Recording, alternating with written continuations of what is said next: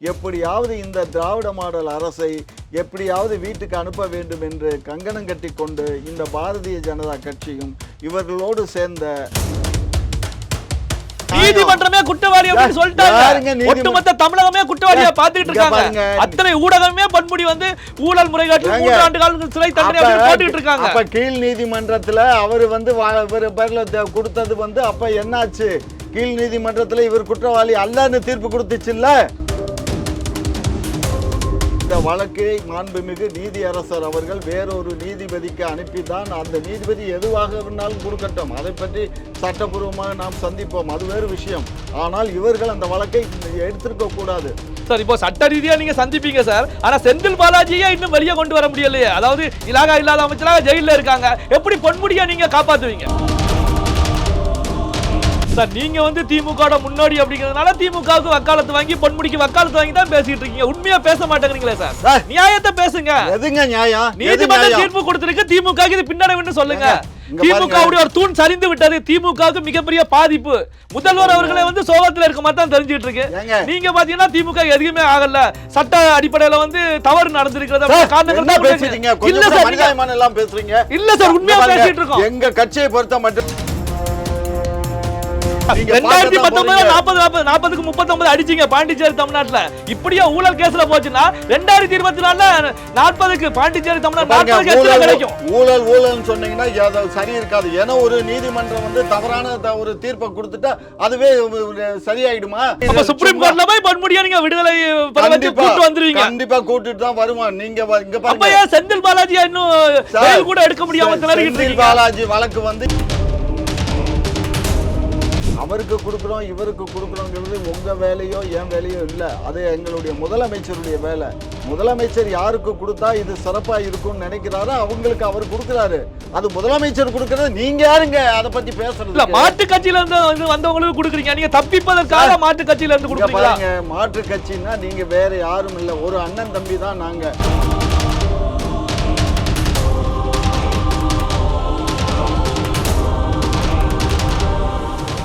நடுவண் அரசுனுடைய கண்ட்ரோலில் தான் இருக்கு. ஏன் சார், நடுவண் அரசுல ஒரு சீஃப் ஜட்ஜ் ஒன்று சொல்றாரு, கவர்னருக்கு அதிகாரம் கிடையாது, இது வந்து அதனுடைய மக்களால் தேர்ந்தெடுக்கப்பட்ட ஒரு அரசுக்கு தான் அதிகாரம் இருக்குன்னு சொல்றாரு. நம்ம தமிழ்நாடு கவர்மெண்ட்லேயும் இதே வார்த்தை தான், இதே வார்த்தையை தான் வந்து டெல்லி கவர்மெண்ட் இதுக்கு சொல்றாங்க. அவர் நம்ம இவருடைய கவர்மெண்ட்டுக்கு, கெஜ்ரிவாலுடைய கவர்மெண்ட்டுக்கு இதே தான் சொல்றாங்க. இதுல வந்து கவர்னர் இதை யாருக்கும் தலையிடக்கூடாது, அவர் மாற்றக்கூடாதுன்னு சொல்றாங்க. ஆனா அதுக்கு ஒரு உடனே இந்த ஒன்றிய அரசு என்ன பண்ணுறது, உடனே ஒரு சட்ட வடிவம் கொண்டு வந்து அது சட்டத்தை மாற்றுது. சட்டத்தை மாற்றி அதில் வந்து என்ன பண்ணுறாங்க, அந்த சீஃப் மினிஸ்டர், அதுக்கப்புறம் இவங்க ஒரு அந்த நடுவண் அரசில் இருக்கக்கூடிய ஒரு ஹையர் அத்தாரிட்டி, அதுக்கப்புறம் அந்த கவர்னர். அப்போ 2 பேர் அவங்களுக்கு வேண்டிய ஆளை வச்சுக்கிட்டா ஒருத்தர் சொன்னால் முடியுமா? மெஜாரிட்டி பார்க்க தான் அவங்களுக்கு தானே மெஜாரிட்டி.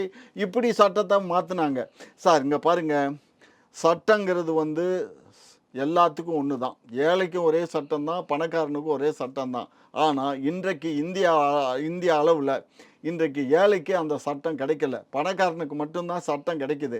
அந்த சட்டத்தை வந்து வளைந்து கொடுக்கக்கூடிய சட்டமாக இருக்கு என்பதுதான் என்னுடைய குறை சார். சட்டத்தில் ஒரு சில ஓட்டைகள் இருக்கிறதுனால தான் திமுகவில் இருக்கக்கூடிய முக்கியமான அமைச்சர்கள் வந்து இப்போ வெளியில இருந்துகிட்டு இருக்காங்க, அமைச்சர்களாக இருந்துகிட்டு இருக்காங்க, முக்கியமான நபர்கள்லாம் அமைச்சர்களாக இருந்துகிட்டு இருக்காங்க.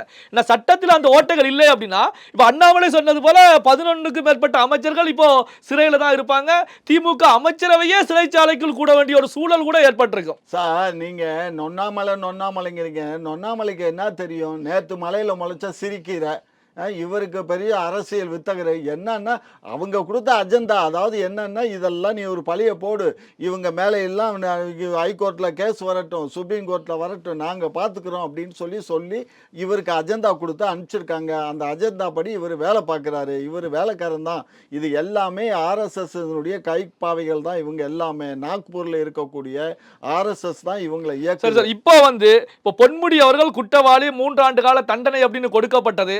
திமுகவுக்கு மக்கள் மத்தியில பின்னடைவா அதிருப்தி ஏற்பட்டிருக்கதா இல்லையா? எங்களுக்கு ஒரு துளி கூட எங்களுக்கு அதுல எந்த விதமான மாற்று கருத்து இல்லை. எங்களுக்கு எந்த விதமான அதிருப்தியும் கிடையாது, எந்த விதமான கருத்து வேறுபாடும் கிடையாது. ஏன்னா இது வேண்டுமென்று புனையப்பட்ட வழக்கு, வேண்டுமென்று எங்கள் மீது பழி போடுகின்ற வழக்கு, வேண்டுமென்று இந்த அரசு மேலே பழி போடுகின்ற வழக்கு.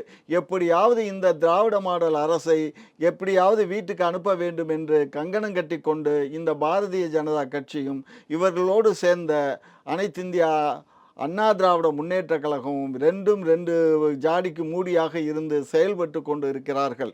இதுதான் உண்மை.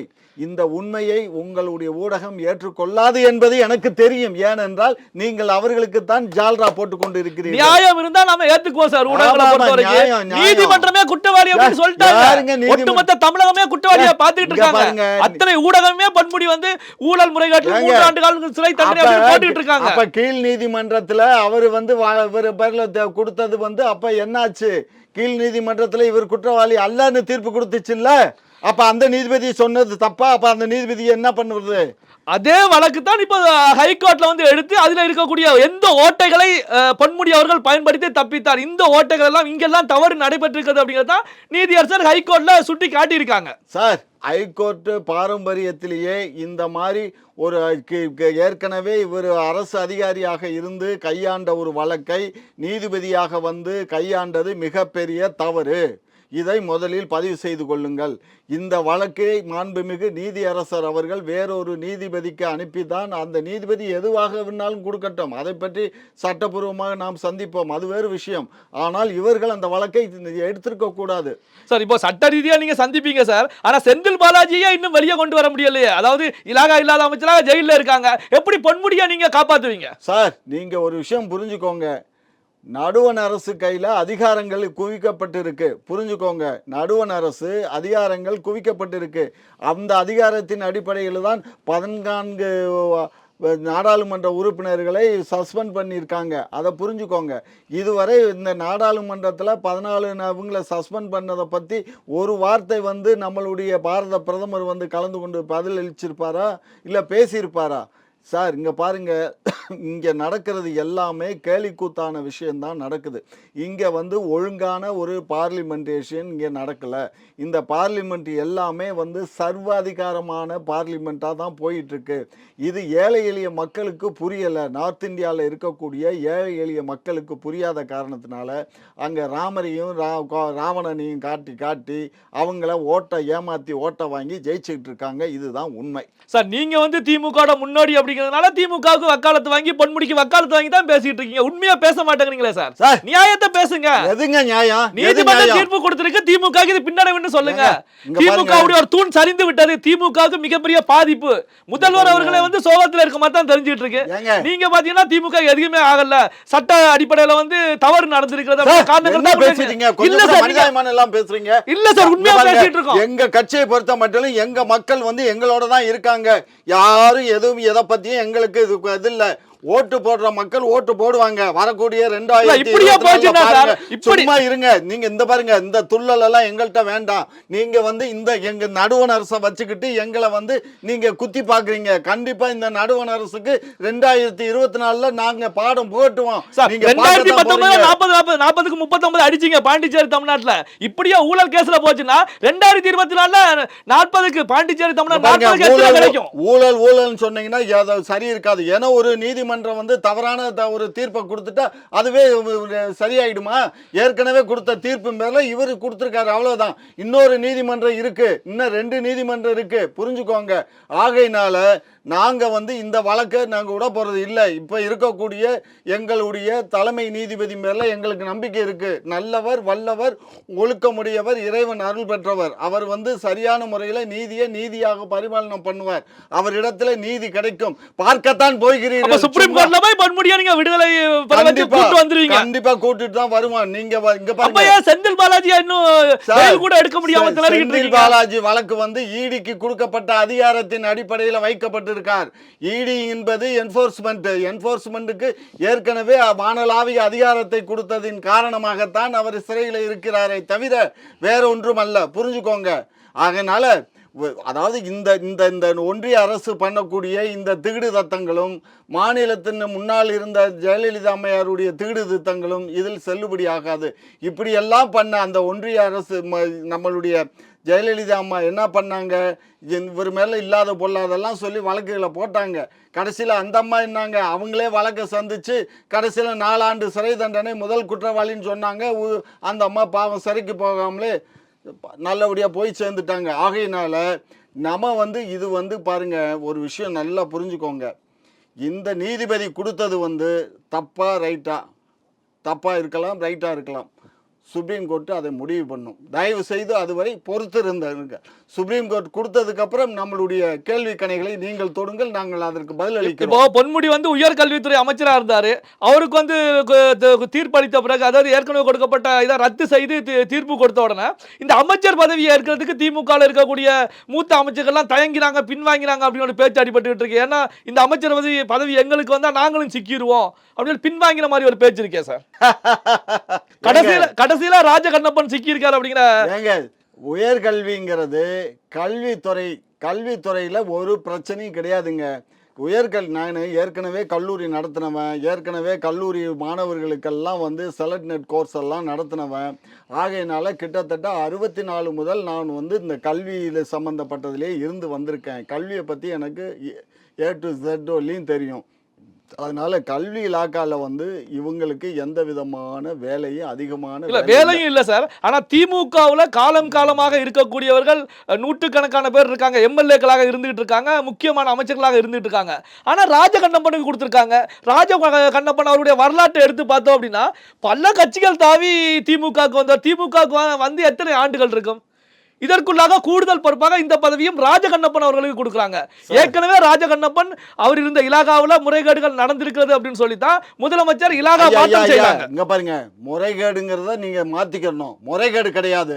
அவர் ஜாதியை சொல்லி ஒரு அதிகாரியை திட்டாருங்கிற ஒரு ஜாதியை சொன்னார், திட்டல, ஜாதியை சொல்லி தன்னுடைய அதிகாரத்தை தவறாக பயன்படுத்தினார். ஜாதியை சொல்லிவிட்டார் என்ற ஒரே காரணத்துக்காகத்தான் அவரிடம் இருந்த போக்குவரத்து துறையை மாற்றி அமைக்கப்பட்டதை தவிர வேறொன்றும் அல்ல.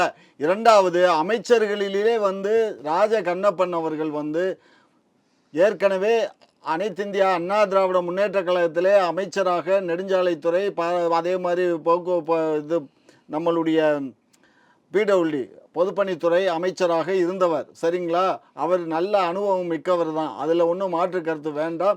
சீரிய முறையில் சிறப்பான முறையில் அந்த இலாக்காவை அவர் வழி நடத்துவார். அதில் உங்களுக்கு எதுவும் ஐயப்பட வேண்டாம். திமுக இருந்தவங்களுக்கு கொடுக்காம செந்தில் பாலாஜி, அதிமுக இருந்து வந்த செந்தில் பாலாஜிக்கு கொடுத்தது போல அதிமுக இருந்து ராஜகண்ணப்பனுக்கு தானே கொடுத்துக்கிறீங்க. அப்ப திமுக ஆளே கிடையாதா சார்? நீங்க நல்ல ஒரு விஷயத்தை புரிஞ்சுக்கோங்க.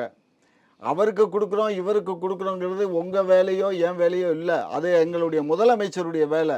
முதலமைச்சர் யாருக்கு கொடுத்தா இது சிறப்பாக இருக்கும்னு நினைக்கிறாரோ அவங்களுக்கு அவர் கொடுக்குறாரு. அது முதலமைச்சர் கொடுக்கறது, நீங்க யாருங்க அதை பத்தி பேசுறது? மாற்று கட்சியில இருந்து வந்தவங்களுக்கு கொடுக்குறீங்க, நீங்க தப்பிப்பதற்காக மாற்று கட்சியில இருந்து கொடுக்குறீங்க. மாற்று கட்சின்னா நீங்க வேற யாரும் இல்லை, ஒரு அண்ணன் தம்பி தான் நாங்க. அனைத்து இந்திய அண்ணா திராவிட முன்னேற்ற கழகமும் திராவிட முன்னேற்ற கழகம் ஒரே வீடு தான். திராவிட முன்னேற்ற கழகங்கிற வீட்டில் தனி கொடுத்தனம் போனாங்க அண்ணா திராவிட முன்னேற்ற கழகம், அவ்வளோதான். அங்கே போனவங்க அங்கேருந்து கோவிச்சிட்டு அந்த பிள்ளை போச்சு, இப்போ அந்த பிள்ளை திரும்ப எங்கள்கிட்ட வந்துருச்சு. ஆகையினால இதுக்கு நீங்கள் வேற எதுவும் சாயம் பூச வேண்டாம். அப்போ இங்கேருந்து அங்கே போவீங்க, அங்கேருந்து இங்கே வருவீங்க, மாறி மாறி வந்துக்குவீங்க. திராவிட கட்சிகள் மாறி மாறி இது பண்ண முறைகேடுகள் ஊழல்களை மாறி மாறி கட்சி தாவி தாவி பண்ணிக்கிட்டே இருப்பீங்க. இங்கே பாருங்க, ஊழலுக்கும் எங்களுடைய அரசுக்கும் எங்களுடைய அமைச்சர் பெருமக்களுக்கும் சம்பந்தமே இல்லை. வீண் பலியை சுமத்தாதீங்க. வீண் பலி சுமத்துனீங்கன்னா நீங்க நல்லா இருக்க மாட்டீங்க, நான் அவ்வளவுதான் சொல்லுவேன். இல்ல சார், இது வார்த்தைக்கு சொல்லலாம், ஆனா மக்களை பொறுத்த வரைக்கும் 10 கோடி மக்கள் இதை பார்த்துக்கிட்டு இருக்காங்க சார். 10 கோடி மக்கள் பார்த்துக்கிட்டு இருக்காங்க சார். 10 கோடி என்னங்க, 1000 கோடி கூட பார்க்கட்டுங்க. தப்பு பண்ணியிருந்தா தானே தண்டனை, தப்பு பண்ணாத போது என்ன தண்டனை? இன்னைக்கு இவ்வளவு வீர வசனங்கள்லாம் பேசுறீங்களா ஊடகத்தில் உட்காந்து, நாளைக்கு இதே உச்ச நீதிமன்றத்தில் அவர் விடுதலை செய்யப்பட்டா அப்ப என்ன பண்ணுவீங்க? எப்ப என்ன பண்ணுவீங்க சார்? விடுதலை ஆகட்டும், அப்பா பார்க்கலாம் சார். ஏன்னா அந்த அளவுக்கு பொன்முடி இப்போ சட்ட ரீதியாக மாட்டி இருக்காங்களே சார். சார், நாங்க அவர் ஒன்றும் சட்ட ரீதியாக ஒன்றும் மாத்தலைங்க. நான் சொல்றேன் கேளுங்க. அவர் முறைப்படி அட்வான்ஸ் டேக்ஸ் கட்டியிருக்காரு. அந்த அமௌண்ட்டுக்கு மொத்தம் 1,70,00,000 ரூபாய்க்கு வந்து வருமானம் எப்படி வந்ததுங்கிறதுக்கு கணக்கு வந்து ஏற்கனவே அவரும் அவருடைய துணைவியாரும் advance tax, income tax, advance tax pay பண்ணியிருக்காங்க. அந்த பே பண்ணதை இவர் கணக்கில் எடுத்துக்கிடலை. யார் எடுத்துக்கிடலை? மிஸ்டர் ஜெயச்சந்திரன் ஜட்ஜ் ஐயா வந்து எடுத்துக்கிடலை. சரிங்களா? அதனால் வந்த விளைவு தான் இது. அதாவது ஒரு வழக்கை வந்து விசாரிக்கும் போதே இவன் குற்றவாளின்னு சொல்லிட்டு விசாரிச்சாலே அது அப்படி தாங்க வரும். சரி, இவன் பேரில் குற்றம் சாட்டப்பட்டது உண்மையா இல்லையாங்கிறத ஆற அமர எல்லாத்தையும் நீ பார்க்கணும். அதை பார்க்காம ஒரு தீர்ப்பை கொடுத்துட்டாரு, நாங்கள் அதை ஏற்றுக்கிறோம். நல்லா புரிஞ்சுக்கோங்க, ஐயா கொடுத்துட்டாரு, தீர்ப்பை ஏற்றுக்கிறோம், உச்ச நீதிமன்றத்துக்கு போகிறோம். உச்ச நீதிமன்றத்தில் என்ன நடக்குதுங்கிறத பொறுத்திருந்து பாருங்க. பல்வேறு முக்கியமான தகவல்களை பகிர்ந்து கொண்டதற்கு நன்றி சார். வணக்கம்.